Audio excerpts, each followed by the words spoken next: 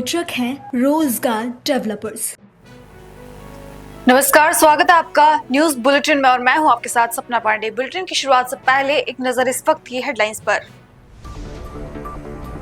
BJP सांसद निशिकांत दुबे के खिलाफ सुप्रीम कोर्ट में लेटर पिटीशन दाखिल, आपराधिक अवमानना की मांग। दिल्ली पहुंचे अमेरिका के उपराष्ट्रपति जेडी वेंस, शाम को प्रधानमंत्री मोदी से करेंगे मुलाकात।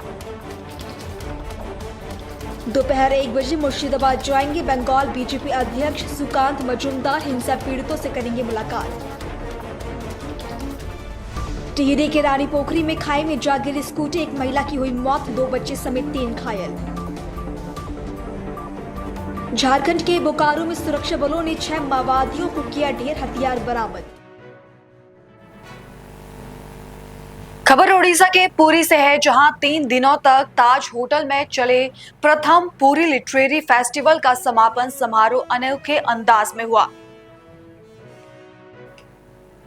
देश विदेश के संस्थानों के विभिन्न फील्ड में अपनी एक छाप छोड़ने वाले अनुभवी व्यक्तियों ने पुरी धाम पहुंचकर इस भव्य कार्यक्रम में हिस्सा लिया। नमस्कार, मो नाला ओम प्रियदर्शी छोटराय, मु पुरी लिटरेरी फेस्टिवल रो प्रतिष्ठाता निर्देशक अछि। 3 दिन धरि चलते कार्यक्रम आज तार क्लोजिंग डे किबोली रहला ए कार्यक्रम आगु केमती और व्यापक करा जाय। प्रभु जगन्नाथ का आशीर्वाद द्वारा एप्रिल 18 रु 20 तारिख पर्यंत आम 3 दिन धरी पुरी लिटरेरी फेस्टिवल ऑर्गेनाइज कलु। वर्तमान माने आज कार्यक्रम शेष होईची। तो कार्यक्रम रे हमर जो प्रमुख लक्ष्य थिला जे पुरी को ओडिशा को सारा विश्व दरबार रे एक स्वतंत्र स्थान देवा एवं विश्व दरबार रे यार ऐतिह्य एवं संस्कृति को उपस्थापन कराइबा। तेणु एई चेष्टा रे आमे गोटे पाद आगु बढ़ी पारिचु।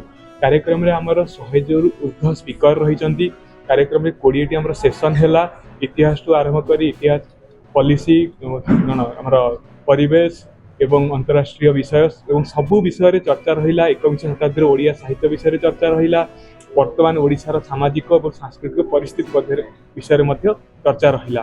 कार्यक्रम रे प्रमुख अतिथि हिसाब से कार्यक्रम इनागुरेशन ऑनरेबल गवर्नर आमर माननीय राज्यपाल कले। कार्यक्रम माननीय धर्मेंद्र प्रधान कार्यक्रम वीडियो कॉन्फ्रेंस में जोड़ी होते। संबित पात्र जी थे आम कार्यक्रम वैलिडिटरी सेसन रे national book trust chairman, national school of drama chairman, south अफ्रिकार आंबासाडर अनिल शुक्लाल जी समस्त उपस्थित रहिला। कार्यक्रम में प्रमुख स्पीकर हिसाब से मालिनी अवस्थी जी रहिले। कार्यक्रम में हिंदोल सेनगुप्ता रहिले। हाँ, आम यही लिटरेरी फेस्टिवल केवल यही सारूनी, यह पूरी लिटरेरी फेस्टिवल नाम रे भारतर समस्त 30 टी राज्यर राजधानी सहर कैपिटल सिटी रे गोटे गोटे कार्यक्रम अनुष्ठित हेबो एवं यही जो फ्लो आगामी 365 दिन चलिबो एवं वर्षे परे पुणी यही पूरी लिटरेरी फेस्टिवल द्वितीय संस्करण यही थारे ही आयोजित हेबो। साहित्य सफलता मापिवा एक कष्टकर व्यापार। 3 दिन कार्यक्रम 3 दिन कार्यक्रम भितर देश भीतर अन्य राज्य आम राज्य अनेक कवि अनेक प्रतिभा को मंच को डका है, आलोचना है। भितर अनेक कवि को डाकिबा संभव है, अनेक लेखकों को डाकिबा संभव है। आम गोटे गार टाइम दे पारिबानी या डका गला या डका जाई नाही। एक प्रक्रिया आरंभ होती। प्रथम थर पर पूरी लिटरेरी फेस्टिवल पूरी सहर रे होती। आउ आम ओडिया संस्कृति, आम ओडिया ऐतिह्य, आम ओडिया भाषा को विश्वव्यापी करवार गोटे प्रयास ताहा स्वागत है। रमाकांत रथ सम्मान सम्मान मिलले कौन हुए मुझे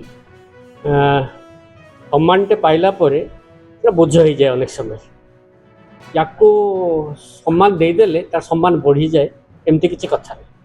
घर को जिते बड़े तो मुझे काठ फाड़िया नहीं कि जाए, आजिकल सम्मान दौन बहुत आग चिंता हो जाए कि या रखी कौटी। गामछा ठीक अच्छे, फूल तोड़ा भी गोटे दिन चलदेव, या रखी कौटी। किंतु किसी किसी अनुष्ठान श्रद्धा और सम्मान आगे मतानत होगा पड़े।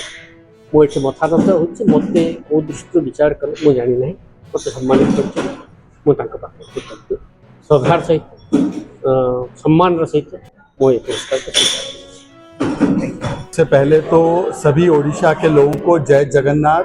आज पूरी लिटरेरी फेस्टिवल के अवसर पर मुझे महाप्रभु की इस पावन धरती पर आने का अवसर मिला, मैं इसके लिए पीएलएफ का बहुत बहुत आभारी हूँ।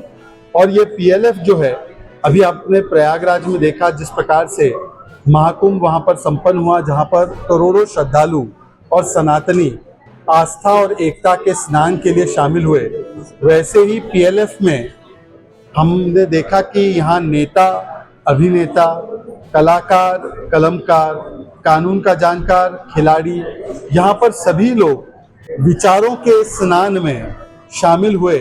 और यहाँ पर जो अमृत निकल कर आया है, ये देश को और पूरी दुनिया को विकास और विरासत जिसके पथ पर ओडिशा लगातार चल रहा है, और खास करके यहाँ पर मांझी जी की सरकार के और मोदी जी के आशीर्वाद से जो सरकार के अथक प्रयासों से ओडिशा विकास और विरासत की राह पर चल पड़ा है, इसका बहुत सुंदर संदेश इस समागम का निकला है। तो मैं सभी ऑर्गेनाइजर्स को, आयोजकों को, ओडिशा के लोगों को और महाप्रभु के सभी भक्तों को बहुत बहुत शुभकामनाएं देता हूं और हार्दिक रूप से धन्यवाद देता हूं। कह सकते हैं कि एक तरह से ये ज्ञान का महाकुंभ है जो उड़ीसा में हो रहा है। देखिए, जो पिछले 3 दिन से हमने देखा है, यहाँ पर अनेकों क्षेत्र से लोग अनेकों विचारधाराओं से यहाँ पर शामिल हुए, और उनका मकसद केवल एक ही था कि पूरी की इस पावन पवित्र धरती से किस प्रकार से भारत के विरासत की, भारत के साहित्य की, भारत के विकास की और नए भारत के संकल्प की जो गाथा है वो देश दुनिया में पहुंचे। और जिस प्रकार से प्रयागराज के महाकुंभ ने भी एकता, समता और आस्था का संदेश दिया, उसी प्रकार से यहाँ पर भी एकता, विकास, विरासत, समता, इसका पवित्र संदेश पूरी दुनिया में गया है। और मुझे लगता है कि हर एक व्यक्ति इससे बहुत प्रसन्न भी है, और ये जगन्नाथ जी की विशेष आशीर्वाद का ही फलस्वरूप है कि पुरी से इतना अच्छा कार्यक्रम पुरी लिटफेस्ट के नाम से यहाँ पर शुरू हुआ। पावन धाम से, महाप्रभु के धाम से आप समग्र देशवासियों को क्या संदेश देना चाहते? देखिए, ये 4 धामों में से एक धाम हमारे जगन्नाथ जी का ये धाम है। और जैसे 4 धाम, जैसे आदि शंकराचार्य के यात्रा भारत को एक सूत्र में बांधती है, वही एकता का संदेश, हम एक है तो हम सेफ हैं, वो पुरी से निकलकर जाता है और पूरे देश को एक धागे में, सनातन के उस मजबूत धागे में पिरोने का काम करता है। तो यहाँ से तो हमारी संस्कृति, श्रद्धा, आस्था और हमारे राष्ट्रीय संकल्प का एक बहुत ही, मुझे लगता है, अटूट जो है नाता है, और उसी को आगे बढ़ाने का काम पूरी लिटफेस्ट भी कर रहा है। पिछले 3 दिनों से बड़ा अच्छा उद्यम है, पहली दफ़ा हुआ है और पुरी जैसे शहर में हुआ है, ऐतिहासिक शहर, धार्मिक शहर, और टूरिस्ट रिसोर्ट भी है, बड़े अच्छे सेटिंग में हुआ है। देखिए, ये है, दिस इज अ बिगिनिंग, ये एक प्राथमिक ये है। और यहाँ तक जिस तरह सारे टॉपिक सिलेक्ट किए हैं, जो सारे इनके पैनलिस्ट थे, जो स्पीकर आए हैं, एक पूरे एक्लेक्टिक मिक्स है। ठीक है, लिटरेरी फेस्टिवल मतलब होता है, कोई सोचेगा यही अपना लिटरेचर वगैरह पे, ऐसा नहीं है। यहाँ हर विषयों पे इंक्लूडिंग अगर आप देखोगे तो एनवायरनमेंट पे है, यूथ लीडरशिप पे है, और इसमें history, heritage, culture, performing arts, तकरीबन हर चीज़ कवर किया है। बहुत अच्छे पैनलिस्ट थे जो आए हैं, कुछ लोकल थे, कुछ बाहर से आए थे। आज भी एक है, जगन्नाथ जी पे है, तो वो भी एक महत्व रखेगा इसे करने के लिए। बहुत अच्छा उद्यम है, मुझे पता है आने वाले सालों में ये और बढ़ोतरी करेगा और एक बहुत इम्पोर्टेंट लिटरेरी फेस्टिवल हमारे देश का बनकर रहेगा। रेगुलर इंटरवल में पूरी से जुड़े हुए हैं और घड़ी घड़ी पे एक नए इशू को लेके भी सामने आए हुए हैं, जिसकी वजह से पूरी का थोड़ा और भी डेवलप हुआ है। तो इसको देखते हुए ये कैसे आप देखिए, अगर आप मुझसे पूछोगे तो पूरी का पूरा पोटेंशियल अभी भी एक्सप्लॉइट नहीं हुआ है। हमारे पास दोनों चीज़ें हैं, यहाँ आध्यात्मिक लोग भी आते हैं अपने जगन्नाथ जी के दर्शन करने, प्लस शायद भारत की सबसे सुंदर बीच अगर है तो हमारे पास यहाँ पर है। पुराना शहर भी है, नया भी है, हर तरह के फैसिलिटी है यहाँ पर। तो अगर सचमुच देखा जाए तो पूरी का पूरा टूरिस्ट पोटेंशियल भी नहीं है, हमें पता है जब एनुअल हमारी रथ यात्रा होती है, अब एक वर्ल्ड इवेंट बन गई है। रथ यात्रा भी एक सिर्फ कन्फाइंड नहीं है, हमने बीच में ये भी कहा था कि इसको यूनेस्को भी रिकग्निशन दे। रथ यात्रा पूरी दुनिया का एक इम्पोर्टेंट इवेंट बना है। 8 लाख 9 लाख 10 लाख आदमी आते हैं 1-2 दिन के लिए, ये सब उसके लिए, इसलिए यूनिकनेस है इसकी, प्लस बहुत बड़ा इतिहास है। पुरी में जो मठ है, जो मंदिर है, जो गलियां हैं, इसकी हर जगह अपना इतिहास बोलती है। Every thing is speaking out. ऐसे जो उद्यम होते हैं, अभी यहाँ से हेरिटेज वॉक भी हुई है, अभी थोड़ी गर्मी हो गई है, हो सकता है पिछले साल अगले साल ये थोड़ा पहले करें, तो वो भी उसका भी बहुत अच्छा ये है कि ये शहर का जो पुराने शहर का जो महत्व है, जो यहाँ के बासिंदे हैं उनका जो है ऐसे अपने इवेंट से वो भी फोरफ्रंट में सेंटर से जाए। तो अगर एक चीज को संदेश देना होगा सर पूरे देश को, पूरे विश्व को, तो आप क्या देंगे? मैं यही कहूँगा, देखिए जगन्नाथ जी का ये देना तो मुझे लगता है सूरज को रोशनी दिखाना होगा। 500 साल से लोग यहाँ आ रहे हैं, सब तरफ से आ रहे हैं, भारतीय आ रहे हैं, बाहर के लोग आ रहे हैं। प्राचीन काल की जगन्नाथ सड़क थी, उस पे आते थे लोग, बैलगाड़ियों में आते थे, पैदल आते थे, अब भी आते हैं सब। ये में पूरी आइए, जगन्नाथ जी के दर्शन कीजिए, यहाँ की सुंदरता देखिए, यहाँ का बीच एंजॉय कीजिए।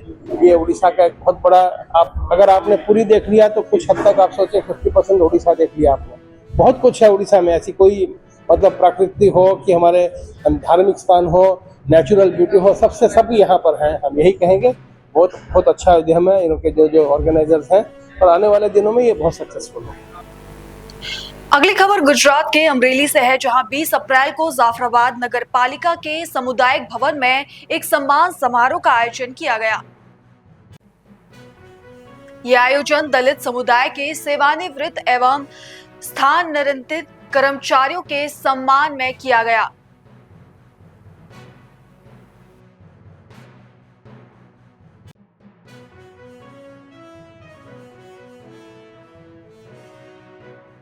अनुसूचित जाति समाजना अलग अलग क्षेत्रना कर्मचारी जे विदाय एमने जे विदायमान अमे करी छे ए बाबते आज कार्यक्रम राख्यो छे। तो बेंकना कर्मचारी शिक्षणमां जे सारो एवो ज्ञान धरावे छे एवा शिक्षणना जे कर्मचारी अने पोलीसमां जे फरज बजावे छे एवा PSI एमने पण अमे आज विदाय एमने जे एमना पोताना गाममां एमने जे ત્યાં બદલી થઈ છે અને બદલી નિમિત્તે એમને અહીંયાથી અનુસૂચિત જાતિ સમાજના લોકો દ્વારા સન્માનિત કરી અને એમની વિદાય સમારંભનો કાર્યક્રમ આજે રાખ્યો છે। તે કાર્યક્રમમાં અનુસૂચિત જાતિ સમાજના દરેક કર્મચારી અને અનુસૂચિત જાતિ સમાજના બહોળી સંખ્યામાં જે લોકો એકત્રિત થયા છે એ બાબતનો આજે કાર્યક્રમ અમે અહીંયા। खबरों का सिलसिला आगे भी जारी है, फिलहाल रुकेंगे एक छोटे से ब्रेक के लिए।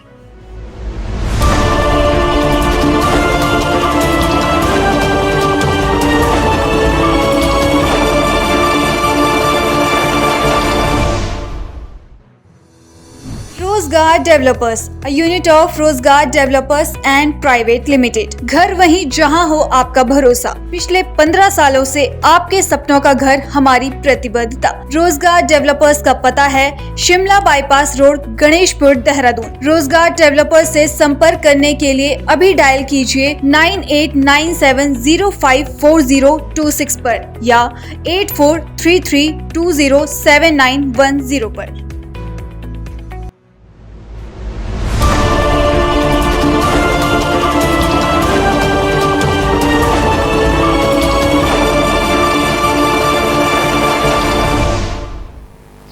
ब्रेक के बाद आपका फिर से स्वागत है।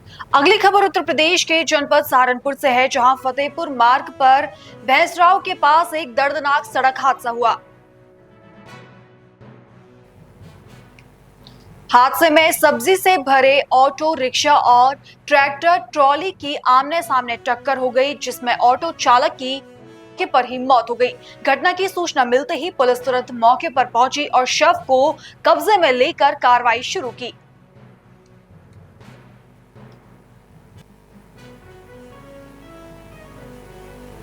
महाराष्ट्र के स्कूलों में हिंदी को तीसरी भाषा के रूप में शामिल किए जाने पर शिवसेना नेता दीपक केसरकर ने कहा कि कक्षा 5, 6 और 7 के लिए हिंदी पहले से ही अनिवार्य थी। अब यह अनिवार्यता कक्षा 6 से हटा दी गई है।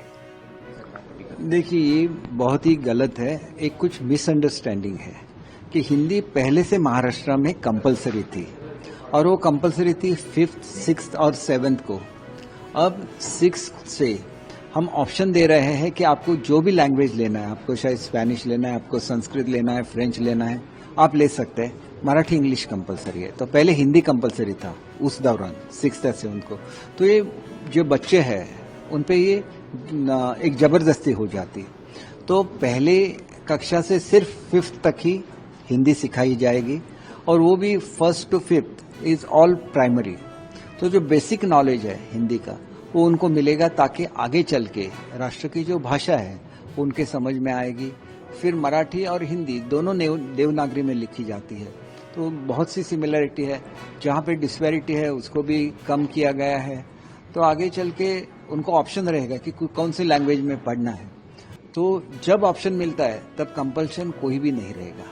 अगर पुराना ही चलता तो उसमें उनको दिक्कत आ जाती, क्योंकि उनको फिर हिंदी ही लेना पड़ता। अब हिंदी नहीं लेना पड़ेगा। एक सुविधा बनी है बच्चों के लिए, मतलब सेकेंडरी के बदले में प्राइमरी पे अभी सिखाया जाएगा। मराठी भाषा को लेकर जो है राजनीति मंत्री आपसे मत रहे हैं, उन्होंने इसको लेकर ट्वीट भी किया है कि हम हिंदू है, हिंदी नहीं है। उसके बाद लगातार विवादों को लेकर देखिए, इसमें एक है कि यही जो मिसअंडरस्टैंडिंग था इसकी वजह से ये शायद स्टेटमेंट आ गया होगा, क्योंकि कंपल्शन तो पहले से ही था। 5th, 6th, 7th में था। अगर 6th पे ये कंपल्शन रहता तो फिर पूरा 10वीं तक उनको हिंदी सीखना पड़ता था। लेकिन ये अभी नहीं बनेगा। जो भी भाषा चाहे वो ले सकते हैं, लेकिन मराठी कंपल्सरी है, इंग्लिश कंपल्सरी है 10वीं तक। और 10वीं से 12वीं में भी हमने मराठी कंपल्सरी की है, तो उसकी भी जानकारी शायद उनको किसी ने नहीं दी होगी। तो न्यू एजुकेशन पॉलिसी में ये कंपल्शन आ गया है कि 12वीं में भी उनको मराठी सब्जेक्ट लेना पड़ेगा। और हमारा जो हायर एजुकेशन है वो भी अभी मराठी में हो रहा है। तो जितने भी काम मराठी के लिए हुए हैं वो इसी सरकार के दरमियान हुए हैं। इसलिए मुझे ऐसे लगता है कि चाहे वो मराठी पॉलिसी हो हमारे सरकार ने बनाई है, मराठी को जो एक क्लासिकल लैंग्वेज का दर्जा दिया गया हमारे सरकार के दौरान हुआ है, मराठी भवन हमारे सरकार के दरमियान हुआ रहा है, साहित्य भवन बन रहा है, मराठी विश्वकोश बन रहा है, मराठी अंतर्राष्ट्रीय परिषद हमारे इनिशिएटिव से चालू हुई है। तो ये सब जो इनिशिएटिव है एक नाथ शिंदे जी ने की है, देवेंद्र फडणवीस जी ने की है, क्योंकि उनके दरमियान वो मराठी से बहुत प्यार करते हैं, लगाव करते हैं, मराठी का अभिमान है। इसलिए जो काम पूरे महाराष्ट्र के इतिहास में नहीं हुआ था, लास्ट 2.5 years में वो सब हुआ है। तो मुझे ऐसे लगता है कि जो भी मन में कोई शंका हो तो उसको निकाल देना चाहिए। आपको लगता है कि ये जो मिसकंसेप्शन था वो अब हो गया है, क्योंकि हिंदी भाषा को लेकर जिस तरीके से विवाद बीते दिनों चल रहा था, अभी मिसकंसेप्शन? हाँ, वही मुझे लगता है कि ये तो कंपलसरी थी ना पहले से, लेकिन 5th, 6th, 7th में थी। अब 6th पे ऑप्शन दिया गया है कि आपको कौन सी लैंग्वेज चाहिए। उस वक्त वो अगर कंपलसरी रहता तो 10वीं तक वही रहता ना। तो अभी एलिमेंट्री मतलब प्राइमरी सेक्शन में ही हिंदी चलेगी, सेकेंडरी में जिनको लेनी है वही ले सकते हैं, बाकी कंपल्सन नहीं रहेगा। पहले ये कंपल्सन था, उसको निकाला गया है। अंडरस्टैंडिंग की बात करें, 2 पार्टी ऐसी है महाराष्ट्र में जिनके कार्यकर्ताओं में मिसअंडरस्टैंडिंग दिखती है, क्योंकि बीते दिनों राज ठाकरे और उद्धव ठाकरे के साथ में आने की बात कही जा रही है। ये भी माना जा रहा है कि अगर दोनों साथ में आए तो महायुति में जो पार्टियां हैं उनको एक बड़ा झटका मिलेगा। देखिए, पॉलिटिक्स आइडियोलॉजी पे चलता है। शिवसेना का आइडियोलॉजी क्या है? शिवसेना का आइडियोलॉजी है मराठी आदमी, हिंदुत्व, स्थानिकों के लिए रोजगार। तो ये इस मुद्दे आज किसके पास है? वो तो एक नाथ शिंदे जी के पास है, बाला साहब की जो ओरिजिनल शिवसेना है उनके साथ है, ना कि महाविकास आघाड़ी के पास। महाविकास आघाड़ी तो कांग्रेस के आइडियोलॉजी पे चलती है। तो ये जाहिर सी बात है कि महाराष्ट्र की जनता ने जो मैंडेट दिया वो शिवसेना के लिए दिया, बीजेपी के लिए दिया, एनसीपी के लिए दिया, महायुति के लिए दिया। तो महायुति ये सब जानती है, महाराष्ट्र के लिए अच्छी काम करती है, मराठी लोगों के साथ वो हमेशा रही है। हमेशा रहेगी।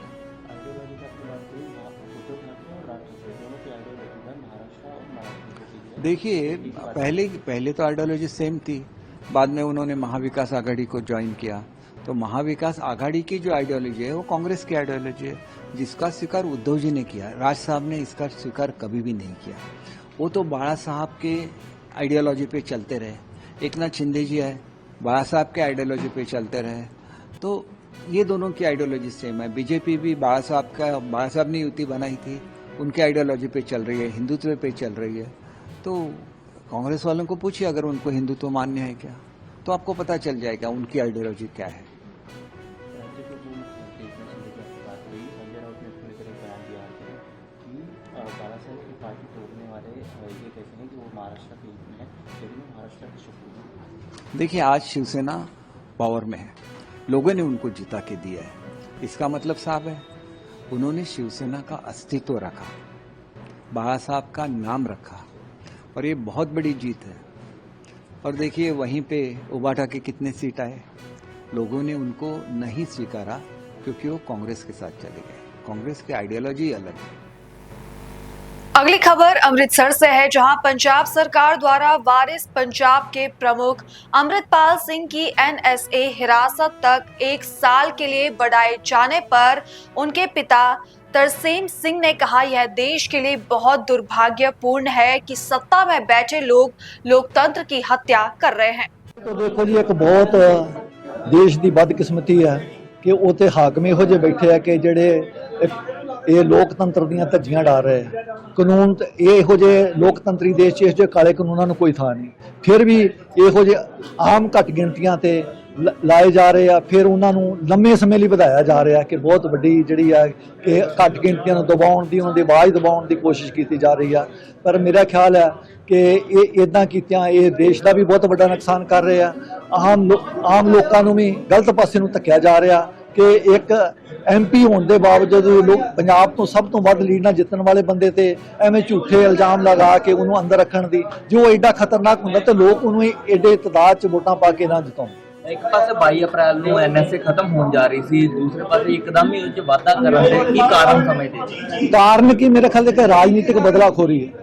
ਇਹਨਾਂ ਦੀ ਰਾਜਨੀਤਿਕ ਲੋਕਾਂ ਨਾਲ ਧੋਖੇਬਾਜ਼ੀਆਂ ਕਰਕੇ ਸੱਤਾ ਹਥਿਆਈ ਆ ਤੇ ਉਹ ਹੁਣ ਇਹਨਾਂ ਨੂੰ ਲੱਗਦਾ ਕਿ ਜਿਹੜੇ ਲੋਕ ਇਹਨਾਂ ਨੂੰ ਨਹੀਂ ਚਾਹੁੰਦੇ ਉਹ ਅਮਰਤਪਾਲ ਨੂੰ ਚਾਹੁੰਦੇ, ਇਸ ਕਰਕੇ ਕਿਸੇ ਨਾ ਕਿਸੇ ਤਰੀਕੇ ਨਾਲ ਉਹਨੂੰ ਦਬਾ ਕੇ ਜਾਂ ਜੇਲ੍ਹ 'ਚ ਸੁੱਟ ਕੇ ਅਸੀਂ ਉਹਦੇ ਮਗਰੋਂ ਆਪਣੀ ਰਾਜਨੀਤੀ ਕਰਦੇ ਰਹੀਏ। ਇੱਕ ਪਾਸੇ ਅਮਰਤਪਾਲ ਤੋਂ ਜੋ ਬਾਕੀ ਸਾਥੀਆਂ ਨੂੰ ਇੱਥੇ ਪੰਜਾਬ ਲੈ ਆਂਦਾ ਗਿਆ, ਉਹਨਾਂ ਤੋਂ NSA ਖਤਮ ਕਰ ਦਿੱਤੀ ਗਈ, ਗੱਲ ਅਮਰਤਪਾਲ ਸਿੰਘ ਤੇ ਹੀ ਕਿਉਂ ਲਗਾਇਆ ਜਾ ਰਿਹਾ? ਇਸ ਦੇ ਪਿੱਛੇ ਕਿਹੜੇ ਵੱਡੇ ਕਾਰਨ ਸਮਝਦੇ ਤੇ ਕਿਹੜੀ ਸਾਜ਼ਿਸ਼? ਇਹ ਮੇਰਾ ਖਿਆਲ ਹੈ ਕਿ ਸਾਜ਼ਿਸ਼ ਹੈ। ਉਹ ਸਾਨੂੰ ਤੇ ਇਹ ਵੀ ਖਦਸ਼ਾ ਹੈ ਕਿ ਉਹਨਾਂ ਦੀ ਕੋਈ ਜਾਨ ਨੂੰ ਵੀ ਖਤਰਾ ਹੋ ਸਕਦਾ, ਕਿਉਂਕਿ ਉਹਨਾਂ ਨੂੰ ਇਕੱਲੇ ਰੱਖਿਆ, ਉਹਨਾਂ ਨਾਲ ਕੋਈ ਵੀ ਇਹੋ ਜਿਹੀ ਘਟਨਾ ਵਾਪਰਦੀ ਹੈ ਤੇ ਅਸੀਂ ਇਹ ਪੰਜਾਬ ਸਰਕਾਰ ਜਾਂ ਆਪਣੀ ਹਿੰਦ ਸਰਕਾਰ ਉਹਦੀ ਜ਼ਿੰਮੇਵਾਰ ਹੋਊਗੀ।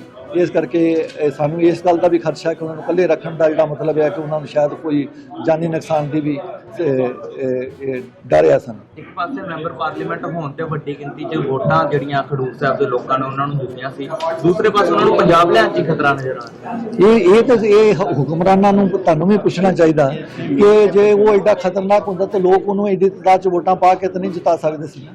ਇਸ ਕਰਕੇ ਮੇਰਾ ਖਿਆਲ ਹੈ ਕਿ ਸ਼ਰੇਆਮ ਲੋਕਤੰਤਰ ਦਾ ਕਤਲ ਆ, ਲੋਕਤੰਤਰ ਦੀਆਂ ਧੱਜੀਆਂ ਡਾਈਆਂ ਜਾ ਰਹੀਆਂ, ਪੁਲਿਸ ਰਾਜ ਕਾਇਮ ਕੀਤਾ ਜਾ ਰਿਹਾ ਕਿ ਪੁਲਿਸ ਦੇ ਕੁਝ ਅਫਸਰ ਕਹਿ ਦਿੰਦੇ ਆ ਕਿ ਹਾਂ ਜੀ ਉਹ ਇੱਥੇ ਆਉਣ ਨਾਲ ਖਤਰਾ ਹੋ ਸਕਦਾ, ਤੇ ਖਤਰਾ ਤਾਂ ਰੋਜ਼ ਲੋਕਾਂ ਨੂੰ ਖਤਰੇ 'ਚ ਜੋ ਲੋਕ ਜੀ ਰਹੇ ਆ, ਦਿਨ ਦਿਹਾੜੇ ਕਤਲ ਹੋ ਰਹੇ ਆ, ਉਹ ਖਤਰਾ ਇਹਨਾਂ ਨੂੰ ਦਿਸ ਹੀ ਨਹੀਂ ਰਿਹਾ। ਤੇ ਅਮਰਤਪਾਲ ਨਸ਼ੇ ਛਡਾਉਂਦਾ, ਤੇ ਨਸ਼ਾ ਜਿਹੜਾ ਸਾਰੀਆਂ ਬਿਮਾਰੀਆਂ ਦੀ ਪੰਜਾਬ 'ਚ ਅੱਧੇ ਕ੍ਰਾਈਮ ਦੀ ਜੜ ਜਿਹੜਾ ਨਸ਼ਾ ਹੈ, ਤੇ ਨਸ਼ੇ ਦੇ ਉਹ ਨਸ਼ੇ ਦੇ ਖਿਲਾਫ ਲੜਾਈ ਲੜਦਾ ਸੀ। ਇਸ ਕਰਕੇ ਉਹਦੇ ਆਉਣ ਨਾਲ ਮਾਹੌਲ ਖਰਾਬ ਹੋ ਸਕਦਾ, ਤੇ ਜਿਹੜਾ ਮਾਹੌਲ ਜਿਹੜਾ ਖਰਾਬ ਆ 2 ਸਾਲ ਤੋਂ, ਜੇ ਮਾਹੌਲ ਉਹਦੀ ਗੈਰ ਹਾਜ਼ਰੀ 'ਚ ਸਹੀ ਹੁੰਦਾ ਚਲੋ ਫਿਰ ਤਾਂ ਮੰਨਿਆ ਜਾ ਸਕਦਾ ਸੀ ਕਿ ਹਾਂ ਕਿ ਉਦੋਂ ਬਾਅਦ 'ਚ ਕੋਈ ਕਤਲ ਨਹੀਂ ਹੋਇਆ, ਉਦੋਂ ਬਾਅਦ 'ਚ ਕੋਈ ਡਕੈਤੀ ਨਹੀਂ ਹੋਈ, ਉਦੋਂ ਬਾਅਦ ਕੋਈ ਲੁੱਟਖੋ ਨਹੀਂ ਹੋਈ, ਤੇ ਅਮਰਤਪਾਲ ਦਾ ਉੱਥੇ ਰਹਿਣਾ ਜਾਇਜ਼ ਸੀ। ਤੇ ਜਦੋਂ ਤੁਸੀਂ ਦਿਨ ਦਿਹਾੜੇ ਸਭ ਕੁਝ ਵਾਪਰਿਆ ਤੇ ਫਿਰ ਅਮਰਤਪਾਲ ਦੇ ਉੱਪਰ ਮੜ ਕੇ ਤੁਸੀਂ ਇਹ ਚੀਜ਼ਾਂ ਤੋਂ ਸੁਰਖੁਰੀ ਨਹੀਂ ਹੋ ਸਕੇ। ਲੋਕਾਂ ਨੂੰ ਹੁਣ ਪੂਰੀ ਜਾਣਕਾਰੀ ਆ, ਲੋਕ ਇਹਨਾਂ ਨਾਲ ਨਫ਼ਰਤ ਕਰਦੇ ਆ, ਲੋਕ ਇਹਨਾਂ ਨੂੰ ਪਿੰਡਾਂ 'ਚ ਨਹੀਂ ਵੜਨ ਦੇ ਰਹੇ। ਇਹਨਾਂ ਨੇ ਕਿਸਾਨਾਂ ਨਾਲ ਧੋਖੇਬਾਜ਼ੀਆਂ ਕੀਤੀਆਂ, ਸਾਰੇ ਕਿਸੇ ਵਰਗ ਨਾਲ ਵੀ, ਟੀਚਰਾਂ ਨੂੰ ਰੋਜ਼ ਕੁੱਟਿਆ ਜਾ ਰਿਹਾ ਕਿਸੇ, ਤੇ ਇਸ ਕਰਕੇ ਮੇਰਾ ਖਿਆਲ ਸਰਕਾਰ ਬਸ ਇੱਕੋ ਹੀ ਹਵਾ ਲੋਕਾਂ 'ਚ ਖੜਾ ਕਰਕੇ, ਲੋਕਾਂ 'ਚ ਡਰ ਭਾਵਨਾ ਪੈਦਾ ਕਰਕੇ, ਦਹਿਸ਼ਤ ਪੈਦਾ ਕਰਕੇ ਬਸ ਆਪਣਾ ਰਾਜ ਚਲਾਉਣਾ ਚਾਹੀਦਾ। ਐਨਐਸਏ ਤੋੜਨ ਦੇ ਲਈ ਤੁਸੀਂ ਮਾਨਯੋਗ ਅਦਾਲਤ 'ਚ ਵੀ ਗਏ ਸੀ, ਹੁਣ ਫਿਰ ਇੱਕ ਵਾਰ ਵਾਧਾ ਹੋ ਗਿਆ ਕਿ ਦੁਬਾਰਾ ਅਦਾਲਤ ਦਾ ਦਰਵਾਜ਼ਾ ਨਹੀਂ, ਅਸੀਂ ਤੇ ਦਰਵਾਜ਼ਾ ਉਦੋਂ ਦਾ ਹੀ ਖੜਕਾ ਰਹੇ ਹਾਂ, ਪਰ ਮੈਂ ਤੇ ਸੋਚਦਾ ਕਿ ਜਿਹੜੀ ਜੁਡੀਸ਼ਰੀ ਵੀ ਆ ਉੱਤੇ ਵੀ ਸਵਾਲੀਆ ਚਿੰਨ੍ਹ ਖੜਾ ਹੁੰਦਾ ਕਿ ਉਹ ਵੀ ਕੋਈ ਕਿਸੇ ਚੀਜ਼ ਨੂੰ ਕਿਸੇ ਪਾਸੇ ਨਹੀਂ ਲਾ ਰਹੀ। ਹੁਣ ਅੱਗੇ ਦੀ ਕੀ ਰਣਨੀਤੀ ਹੋਵੇਗੀ? ਅੱਗੇ ਦੀ ਰਣਨੀਤੀ ਅਸੀਂ ਹੁਣ ਆਪਣੀ ਪਾਰਟੀ ਨਾਲ ਸਲਾਹ ਕਰਕੇ ਅੱਗੇ ਵਾਸਤੇ ਕੋਈ ਸੰਘਰਸ਼ ਕਰਾਂਗੇ। ਅਸੀਂ ਚੁੱਪ ਕਰਕੇ ਨਹੀਂ ਬੈਠਾਂਗੇ। ਅਸੀਂ ਇਹਨਾਂ ਨਾਲ ਸਾਰੇ ਆਪਣੇ ਵਰਕਰਾਂ ਨਾਲ, ਆਪਣੇ ਆਗੂਆਂ ਨਾਲ ਸਲਾਹ ਗਿਣਤੀ ਕਰਕੇ ਅਸੀਂ ਅੱਗੇ ਆਉਣ ਵਾਲੇ ਸਮੇਂ 'ਚ ਕੋਈ ਪ੍ਰੋਗਰਾਮ ਲਈ ਅੱਜ ਜਥੇਦਾਰ ਸਾਹਿਬਾਨ ਨਾਲ ਵੀ ਮੁਲਾਕਾਤ ਹੋਣ ਜਾ ਰਹੀ ਹੈ। ਨਹੀਂ, ਅਸੀਂ ਉਹ ਸਾਡੇ ਜਥੇਦਾਰਾਂ ਨੂੰ, ਸ਼੍ਰੋਮਣੀ ਕਮੇਟੀ ਦੇ ਪ੍ਰਧਾਨ ਨੂੰ, ਅਸੀਂ ਸਾਰਿਆਂ ਨੂੰ ਇਹ ਚੀਜ਼ ਉਹਨਾਂ ਦੇ ਨੋਟਿਸ ਲਿਆਵਾਂਗੇ ਕਿ ਉਹਨਾਂ ਨੂੰ ਵੀ, ਉਹ ਕੌਮ ਦੇ ਆਗੂ ਆ, ਤੇ ਉਹਨਾਂ ਨੂੰ ਅੱਗੇ ਆਉਣਾ ਚਾਹੀਦਾ। ਇਹਨਾਂ ਜਿਹੋ ਜਿਹੇ ਕਾਲੇ ਕਾਨੂੰਨਾਂ ਦਾ ਵਿਰੋਧ करना चाहिए कि जेड़े धक्के ना थोपे जा रहे हैं कौम दे ऊपर। इस बुलेटिन में बात करेंगे खेल के खबरों की। कल खेले गए आईपीएल मुकाबले में आरसीबी ने पंजाब किंग्स को एक तरफा मुकाबले में 7 विकेट से हरा दिया। विराट कोहली ने नाबाद 73 रन की पारी खेली और प्लेयर ऑफ द मैच घोषित किए गए। आईपीएल में कल खेले गए दूसरे मुकाबले में मुंबई इंडियंस ने चेन्नई सुपर किंग्स पर 26 गेंद शेष रहते 9 विकेट से बड़ी जीत दर्ज की। Player of the match Rohit Sharma ने 45 गेंदों पर 76 रन की नाबाद पारी खेलकर इस सत्र का अपना पहला अर्धशतक जड़ दिया। सूर्या कुमार यादव ने भी 30 गेंद में नाबाद 68 रन की आकर्षक पारी खेली।